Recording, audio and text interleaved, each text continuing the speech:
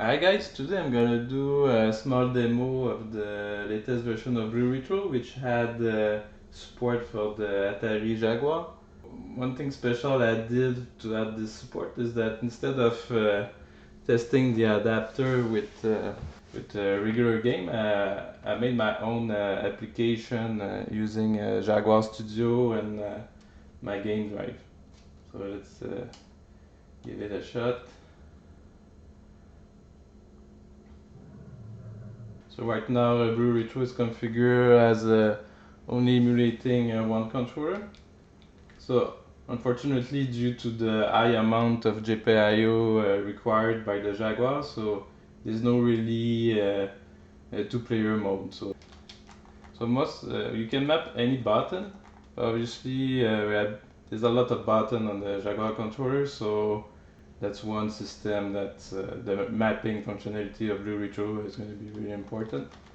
So while we cannot support two-player, I do support the TeamTap accessory. So it's possible to have four-player, but unfortunately but the two Jaguar games that support four-player, they support it using the two ports. So you still need to use a real controller to have one of the player, but the other three can be Bluetooth. So now I'm gonna configure BlueRetro to switch to TeamTap mode. So select BlueRetro, pair, and then I'm just gonna select slot 1 to be configured as multi-tap. Click save, and then once it's saved, just reset BlueRetro. So now as you can see, once I hit the reset button, now it's configured as a TeamTap on port 0, so I can associate for controller, and then we have the button.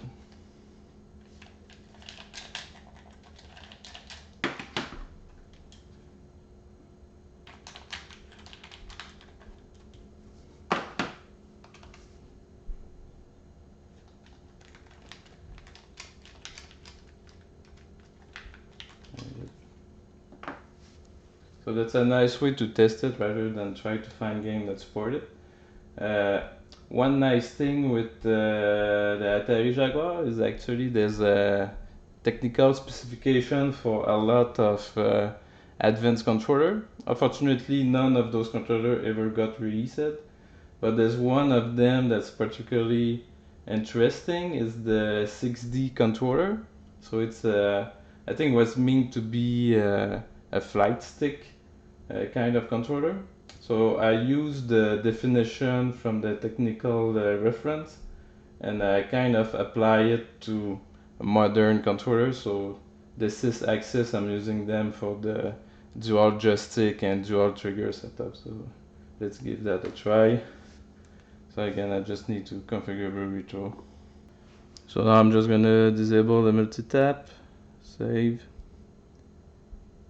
and then here I'm gonna select gamepad alt mode on the output config, and then once it's safe, I just hit reset on BlueRetro.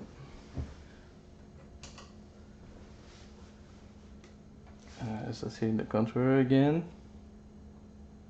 So right now we have the so-called 6D controller. So the way Atari specify it is that the console still see a regular controller. So it was meant to have a extension port, a bit like a 3DO controller that you could plug a regular controller, and then the 6D controller it show up as a slot 1, just like a multi-tap. So the way I map it, so you have the D-pad on the standard controller, and then all the other buttons they just mirror. So we have the ABC that just mirror themselves between the two, and then the extra button is probably Z, X, Y, and then you have the axis. So you have the left stick, right stick, and the two trigger, just like that. And then also it support the TeamTap. So the way the TeamTap is supported is that you lose the regular controller extension port. So all of the 4s is gonna become a 6D pad. So let's give that a try. So again, I just connect to BlueRetro, and I'm gonna re-enable the multi-tap. Click save. Now it's saved, and I just reset it. So now all 4 port has a 6D controller. So as you see, we lost the regular controller option. So if I associate controller, so all of them now are the 6D.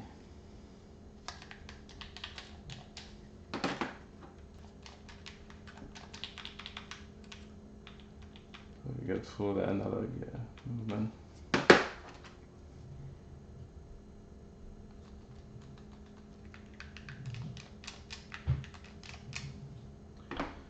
So that's it for the demo. Check out the description. The source for the BlueRetro test application is on GitHub, and also check out my reverse engineering note if you're interested to see how the regular and the 6D controller works. So that's it for today. Thanks, guys. Bye bye.